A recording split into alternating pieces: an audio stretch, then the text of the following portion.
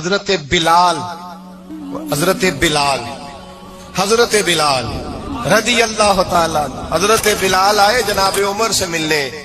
کیسے کسرا بھی آئے تو عمر خاطر میں نہ لائے، پر بلال حبشی دروازے پہ داخل ہوئے تو فاروق اعظم نے کرسی چھوڑ دی، ہاتھ باندھ کے کونے میں کھڑے ہو گئے. کالا رنگ ہے، نام بھی لکھنا نہیں جانتے، زمانے میں تعارف کوئی نہیں. حضرت عمر نے ہاتھ باندھا ہے. لوگ کہنے لگے عمر تو کیسے ہو، کسرا سے نہیں ڈرتا، یہ کون آ رہا ہے جس کے لیے تیرا اتنا استقبال ہے؟ حضرت عمر کہنے لگے چپ کر جاؤ، اس کی بات نہ کرنا، اسے آنے دو، اسے آنے دو، اس کی بات نہ چھیڑنا. حضرت سیدنا بلال آئے، کہنے لگے امیر المومنین کیا کر رہے ہو؟ فرمایا نہیں چپ کر یار. بازو پکڑا، اپنی کرسی پہ بٹھایا. حضرت بلال کہنے لگے حضور میں غلام ہوں، مجھے تو طریقے بھی نہیں آتے ان کرسیوں پہ بیٹھنے کے، میں تو غریب ماں کا بیٹا، غلام باپ کی اولاد، سلیقن، یہ آپ کیا کر رہے ہیں؟ تو حضرت عمر کہنے لگے بلال تھا تو غلام ہی، پر جب سے مصطفیٰ کا غلام بنا ہے تو ہمارا امام بن گیا ہے، اب تو امام ہے رسول اللہ کی امت کا. فرمایا وہ مجھے دن یاد ہے جب مکہ فتح ہوا تھا، بت ٹوٹ گئے تھے، بڑے بڑے سردار تھے، اور میرے نبی نے فرمایا بلال سے کہو کعبے کی چھت پہ چڑھ کے اذان دے. تو لوگوں نے کہا حضور یہ سارے جل گئے ہیں، کسی اور کی ڈیوٹی لگا دے. حضور نے فرمایا چپ کرو. بدر میں مار کھا کے اذان پڑے تو بلال، احد میں پتھر برسے اذان پڑے تو بلال، تپتے صحراؤں میں پڑے تو بلال، ہر جگہ مار کھائے تو بلال. اور آج اگر اللہ نے عزت دی ہے تو میں لوگوں کو دیکھ کے بلال کو عزت نہ دوں؟ میں بتانا چاہتا ہوں کہ رسول اللہ کی غلامی میں عزت ہے. فرمایا کوئی اوپر نہیں چڑھے گا، ابو بکر بھی نیچے، عمر بھی نیچے، عثمان و علی، طلحہ اور زبیر بھی نیچے. آج یہ حبشی غلام کعبے کی چھت پہ چڑھے گا اور میں دنیا کو بتاؤں گا کہ اصل عزت اسی کے پاس ہوتی ہے جو رسول اللہ کا غلام ہوا کرتا. بھائی یاد رکھیں عزت حضور کی غلامی میں ہے، نہ یہ دیکھو میری برادری کیا کہتی ہے. حضرت سلمان فارسی گورنر تھے، کھانا کھا رہے تھے، دسترخوان بچھا تھا. رسول پاک صلی اللہ علیہ وسلم کا فرمان ہے روٹی کا لقمہ دسترخوان پہ گرے اٹھا کے کھا لو، اللہ تمہاری بخشش فرما دے گا. دسترخوان صاف ہوتا ہے. روٹی، بڑے گورنر تھے آپ، بڑے بڑے سفیر بیٹھے تھے، وزیر بیٹھے تھے، روٹی کا لقمہ گر گیا. آج تو لوگ فیشن میں عزت ڈھونڈتے ہیں نا، وقار ڈھونڈتے ہیں کہ میں جدید دنیا کے ساتھ مل جاؤں، میں معاذ اللہ لڑکی لڑکے اکٹھے بٹھا کے منگنی کروں تو میں ماڈرن شمار ہو جاؤں گا، میں بڑے بڑے ڈھول بجاؤں تو ماڈرن بنوں گا، میں اگر مہندی پہ سارے تماشے کر ڈالوں تو میں ماڈرن ہوں. دیکھو عزت کس بات میں. حضرت سلمان فارسی روٹی کھا رہے تھے، سفیر وزیر نہ جانے بڑے بڑے لوگ بیٹھے تھے، کھانا کھاتے کھاتے لقمہ گرا دسترخوان پہ. حضرت سلمان فارسی نے سمیٹا، منہ میں رکھا، پھر انگلی مار کے دسترخوان صاف کیا. ایک صحابی کان میں کہنے لگے سلمان کیا کر رہے ہو؟ کیا کر، آپ گورنر ہے، سوچئے تو صحیح، یہ لوگ کیا کہیں گے دنیا دار کے مسلمانوں کو روٹی نہیں ملتی، اٹھا اٹھا کے کھا رہے. کان میں بات کی، کان میں. حضرت سلمان فارسی کان میں جواب دے سکتے تھے، کہہ سکتے تھے نہیں ایسے ہی کرنا ہے، انہوں نے کان میں بات کی. لیکن جناب سلمان فارسی اعلی اعلان بولے، کہنے لگے ان 4 5 6 دنیا داروں کے لیے میں اپنے نبی کا طریقہ چھوڑ دوں، اپنے رسول کی سنت چھوڑ دوں؟ یہ 4 5 دنیا دار دنیا کی طرف دیکھ کے میں مصطفیٰ سے منہ موڑ لوں؟ پھر جوش جذبات میں سر سے پگڑی اتار دی، رونے لگے. آپ فرمانے لگے میں مدینے کے بازاروں میں کھجوریں اتارتا تھا، نوکریاں کرتا تھا، یہ جو میرے سر پر عزت کے بال ہیں یہ محمد عربی کے اگائے ہوئے ہیں، رسول اللہ کے اگائے ہوئے ہیں. امیر المومنین حضرت جناب سیدنا عمر فاروق رضی اللہ تعالیٰ عنہ رات گھر میں تھے تو رونے لگے، بڑی دیر تک روتے رہے. والدہ اٹھی تو صاحبزادے سے کہنے لگی پتہ کرو تمہارے باپ کو کیا مسئلہ ہے. شہزادے آئے، کہنے لگے امیر المومنین والد گرامی کیا ہوا؟ تو حضرت عمر فاروق کہنے لگے بیٹا اپنی اماں کو بلاؤ. والدہ آ گئی، کیا بات ہے، کچھ طبیعت خراب ہے تو حکیم کا بندوبست کیا جائے. تو حضرت عمر کہنے لگے کچھ بھی نہیں، آج مسجد سے نکلا ہوں تو نبی پاک کے صحابہ میری تعریفیں کر رہے تھے. یہ حضرت فاروق اعظم کے وصال کے قریب کے دن ہے. تعریف ایک تو حضرت یہ رونے کی بات ہے کہ خوش ہونے کی؟ آپ فرمانے لگے نہیں، سوچتا ہوں باہر تو میں اچھا رہا ہوں، پتہ نہیں گھر میں ہی کوئی زیادتی نہ ہو گئی ہو، پتہ نہیں تمہارے ساتھ بھی میرے معاملات ٹھیک تھے کہ نہیں، صحابہ تو تعریف کرتے ہیں، رو رہا ہوں تمہاری وجہ سے نہ الجھ جاؤں، بیوی ہی نہ کہے میرا حق ہی ادا نہیں کیا۔ یہ لفظ کہتے کہتے پہاڑ ہے یہ شخص، کیسر و کسرا کانپتے ہیں۔ حضرت عمر رو پڑے، بی بی سے کہنے لگے مجھے اللہ کی رضا کے لیے معاف نہیں کر دیتی؟ میرے اوپر بوجھ تھا امت کا، میں ساری رات مدینے کی گلیوں میں پھرتا تھا، دن سارا مسجد میں گزرتا تھا، میں تجھے وقت نہیں دے پایا، معاف نہیں کر دیتی؟ تو زوجہ کہنے لگی نہیں عمر، میں نے بھی زندگی میں اپنا کوئی سکھ چین نہیں دیکھا، کوئی چاؤ پورا نہیں کیا، میں کیسے معاف کر دوں؟ میں نہیں معاف کرتی۔ حضرت عمر زمین پہ بیٹھ گئے، رونے لگے، کہنے لگے چل معاف کر دے۔ کہنے لگے ایک وعدہ کرو، قیامت کے دن رب کریم کی بارگاہ میں میری سفارش کرو گے؟ اللہ کی بارگاہ میں عرض کرو گے کہ اللہ اچھی تھی، مجھے کپڑے دھو کے دیتی تھی، روٹی پکا کے دیتی تھی، میری عزت کی محافظ تھی؟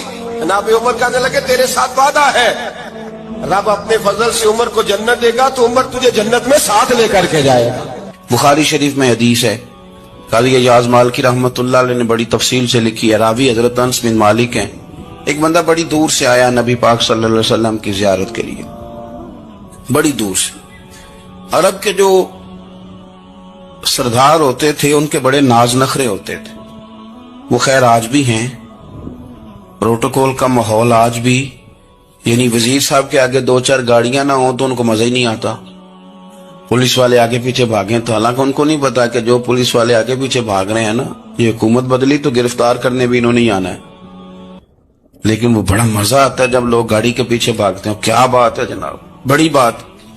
اور ہماری طبیعتوں میں پتہ نہیں کون سی، تو نبی پاک صلی اللہ علیہ وسلم کی خدمت میں وہ شخص بڑی دور سے آیا، تو عرب کے بادشاہوں کا مزاج تھا، پروٹوکول بڑا چاہتے تھے، ان کا تو یہ طریقہ تھا کہ حکمرانی کرنی ہے جیسے بھی ہو۔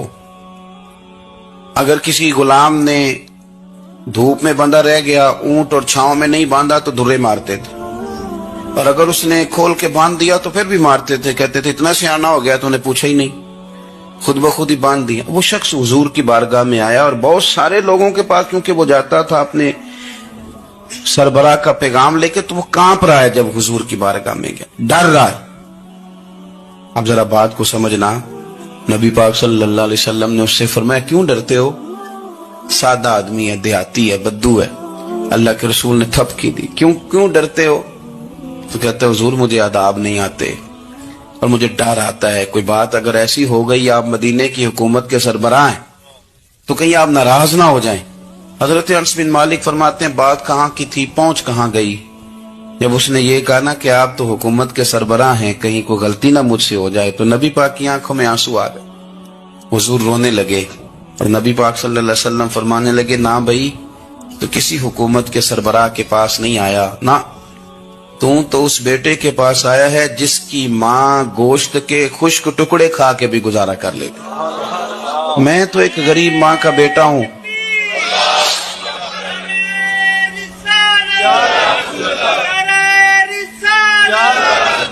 بھائی اگر آپ کا یہ ذوق بن جائے، دیکھو نا آج تو لوگ بھول جاتے ہیں نا، کپڑے بدل لیتے ہیں تو وہ سمجھتے ہیں کہ شاید سارا کچھ ہی بدل گیا، یعنی گاؤں سے آ کر پڑھنے والے بھول ہی گئے ہیں کہ کس کی ماں نے کتنا زیور بیچا تھا۔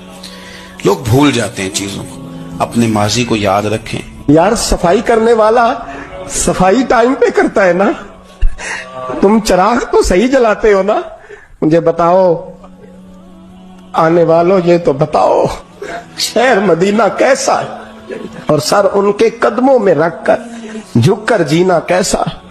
دے لاکھیں اور روح تمہاری لگتی ہے سیراب مجھے، در پہ ان کے بیٹھ کر آبے زمزم پینا کیسا ہے؟ کہنے لگے عمر اس کونے کا کیا حال؟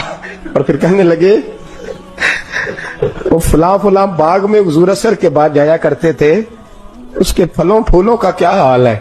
تو حضرت عمر کہتے ہیں بلال کی باتیں سن کے میں رویا، تو میں نے کہا بلال تجھے اتنا پیار ہے تو چھوڑ کیوں آیا ہے؟ تو کہنے لگے عمر میرا وجود شام میں رہتا ہے پر دل میرا مدینے میں ہی رہتا ہے، روح میری مدینے میں ہی رہتی ہے، بس سجنا باج محمد بخشا کی مرنا تے کی جینا، کہاں وہاں ہی رہتا ہوں۔ ایک دفعہ نا کوفے میں رہتے تھے حضرت علی، मौला अली ने सारी जिंदगी किसी से सवाल नहीं किया, देने वाले थे ना, सवाल नहीं किया। एक बड़ी खूबसूरत कंदील एक शख्स लाया, खूबसूरत लालटेन बनी होती थी वो, और उसमें तेल मिट्टी का नहीं डालते थे, खुशबू वाली कोई चीज डालते थे तो वो जलती थी। वो लाया, कूफे की जामे मस्जिद में हजरत अली कूफे आ गए, कहा हुजूर ये जला ले। जब वो लाया ना कंदील, तो हजरत अली ने जिंदगी, इमाम हसन कहते हैं मैंने अजीब जिंदगी भर सवाल नहीं किया। उससे कहने लगे मैंने कभी किसी से कुछ मांगा नहीं, इस तरह की एक और मिल जाएगी। तो उस शख्स ऐसे जैसे वो अर्श पे नहीं बैठ गया कि अली ने ही मुझे कह दिया। कहने लगा हुजूर मिल जाएगी। फरमाने लगे ले जाओ। कहते हैं वो लेके आया। तो जब वो लाया तो पहले वाली कंदील को इतना नहीं, उस कंदील को सीने से लगाया, अपना इमामे का पल्लू लेके हजरत अली ने पूछा, फिर आंखों में आंसू आए। इमाम हसन कहने लगे अब्बा जी मैं समझ नहीं पा रहा, ये आपने तो जिंदगी भर भूख काटी है, सवाल नहीं किया, तो ये क्या है? कहने लगे मुझे बड़ी पसंद आई थी, दिल करता है एक ले लूं और मैं हुजूर की मस्जिद में भी भेज दूं, मैं मदीने में भी भेज दूं। मेरा दिल करता है ये मस्जिद नबी में लग जाएगी तो इसकी शान बढ़ जाएगी। तो फरमाते इमाम हसन के मैं रो पड़ा। मैंने कहा हुजूर मुझे समझ आ गई है, रहते आप कूफे में है पर दिल आपका मदीने में ही बसता है, वजूद यहाँ है पर रूह आपकी रब जाने सोने महबूबा, तेरे शहर दियां की लज्जतां ने एक रोन जिन्हां ने वेख्या नहीं ते एक रोन दोबारा जामल नहीं।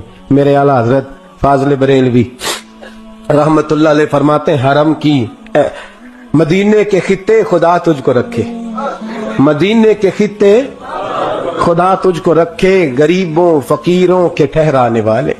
यहाँ गरीब फकीर दरवेश मदीना हुसैन है। तवज्जो है आप हजरात की।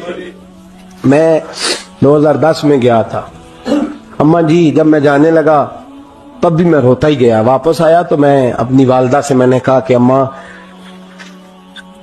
ये कहीं खामी यही माँ ही ना हो। मैं मदीने से पलट आया, मैं बड़ा तड़पा। मैंने कहा अम्मा जी वो जाने की जगह तो है पर दोबारा आने की जगह नहीं, वहां से दोबारा आना नहीं चाहिए। वहां से सबसे मुश्किल मरहला मदीने से लौटना है, आना नहीं चाहिए। तो मेरी अम्मा मुझे कहने लगी अल्लाह तुझे बार बार बुलाएगा, दुआ करनी चाहिए, रोना नहीं चाहिए। बुजुर्गों का दरवेशों वाला जो अंदाज था। और फिर मैं दूसरी दफे उम्रे पे गया तो एक शेर था मुजफ्फर वारसी का, तो मैं वो पढ़ रहा था। मैंने कहा कि दोबारा आने की आरजू है, कि खुद को पाने की आरजू है, जो हज पे इहराम बांधते हैं अब वो बांध के आने की आरजू है। तो मैंने तो एक हज मांगा था, अल्लाह ने 2 अता फरमा दी। ये मुस्तफा के मदीने की शान है, ये रसूलुल्लाह के शहर की शान है। तो मेरे दोस्तों अल्लाह बड़ा बेनियाज है।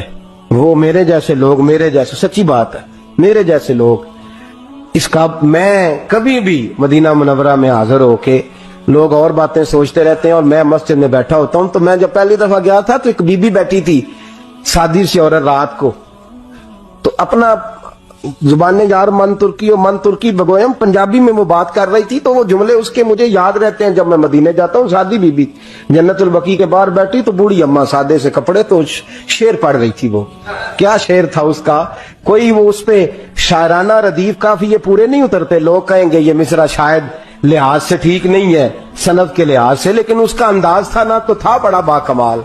और वहां बैठी पता क्या कह रही है, देखो नहीं देखो कि डे कर्म कमाए सू।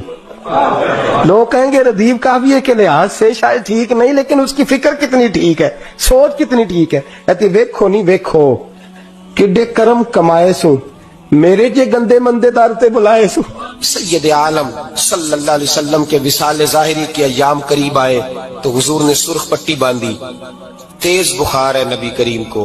2 सहाबा सहारा दे के मस्जिद में लाए, नबी पाक अलैहिस्सलाम को बज़ाहिर सहारा दे के लाया गया।